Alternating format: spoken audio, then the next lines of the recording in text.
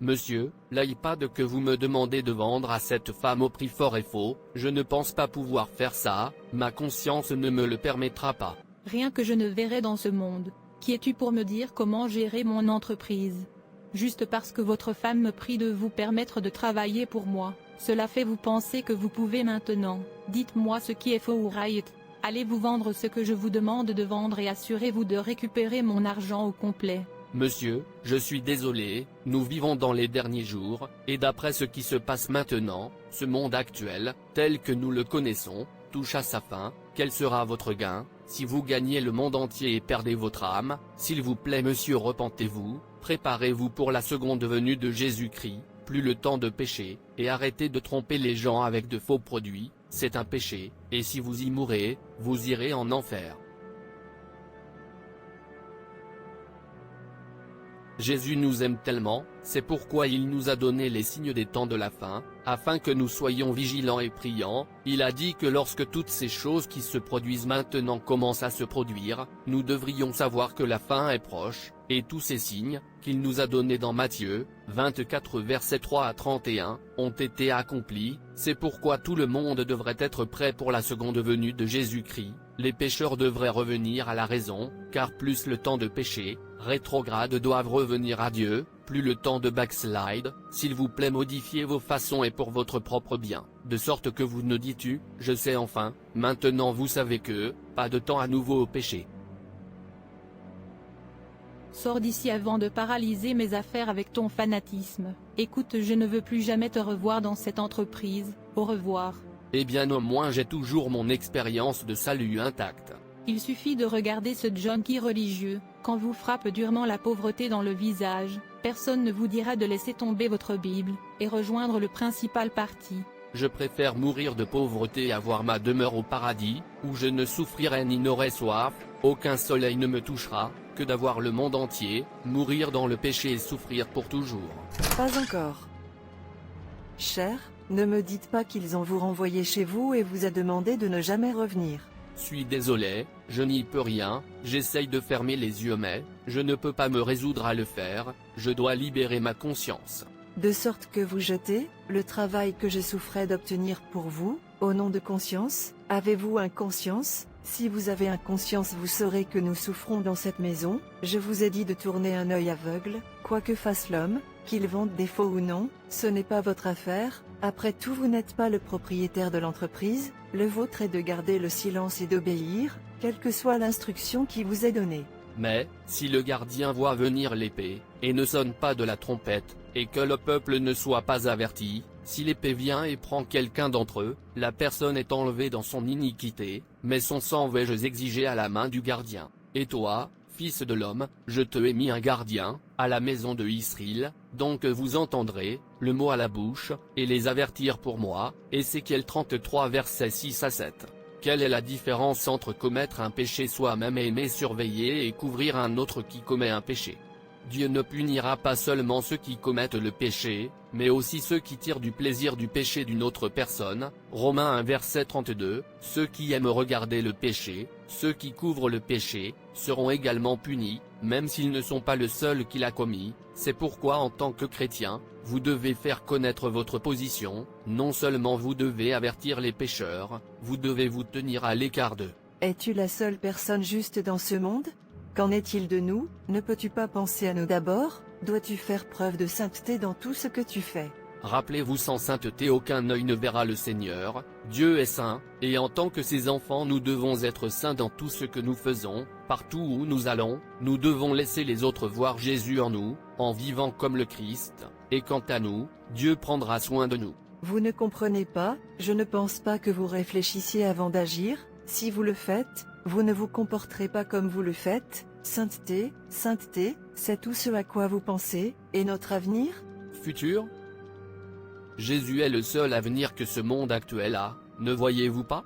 Regardez autour de vous, que voyez-vous? Augmentation des faux enseignants et du mensonge. Jésus a parlé d'un temps où il y aura une tromperie généralisée, occasionnée par de faux enseignants, comme le signe de la fin des temps. Matthieu 24, verset 11, et vous pouvez voir que c'est partout dans le monde. Aujourd'hui les faux enseignants et prophètes trompent les gens avec leurs faux miracles et prodiges, certains fixent même une date pour le retour de Christ, et les gens suivent aveuglément eux, alors que la Bible font clair dans Matthieu 24 verset 36, mais ce jour-là, et l'heure personne ne le sait, non, pas les anges du ciel, mais mon Père ne. Malheureusement, beaucoup de gens sont trompés, et sont à risque d'être emportés, par ce déluge maléfique, parce qu'ils ne lisent pas leur Bible.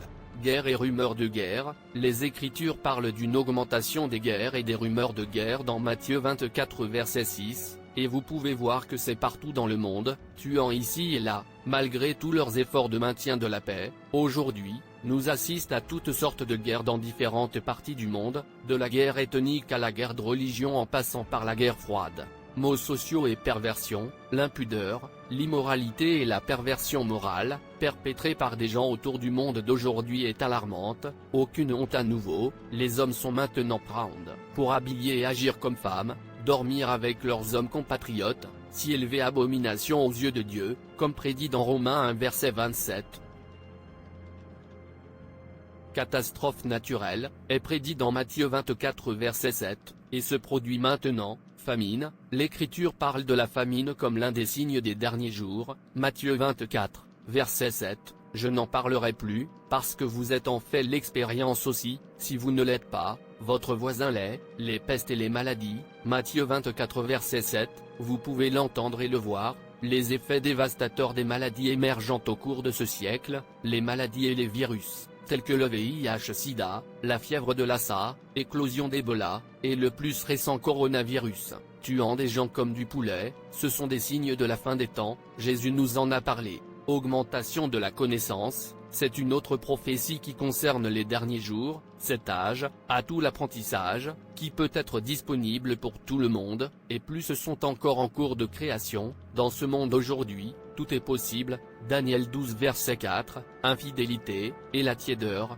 la Bible dit l'amour de beaucoup se froidcir, parce que beaucoup deviendront amateurs de plaisir plus que de Dieu, Matthieu 24 verset 12, maintenant il y a une augmentation, dans impiété et de la haine pour les choses de Dieu dans notre monde actuel, les gens n'aiment plus voir, ou faire des choses de Dieu, et ces évangiles du royaume, sera prêché dans le monde entier, pour un témoignage à toutes les nations, et alors viendra la fin, Matthieu 24, verset 14, vous pouvez entendre la prédication, tout où vous allez. Vous voyez, il n'y a pas d'avenir sans Jésus, et vous ne pouvez pas avoir Jésus, si vous n'êtes pas saint, nous sommes appelés à être saints, et à le poursuivre avec tout ce que nous avons.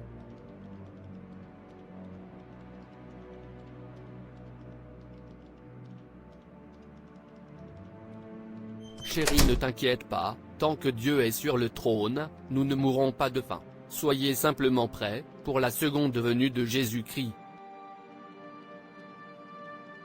Les dernières nouvelles, 3 filles périssent dans un incendie-incident.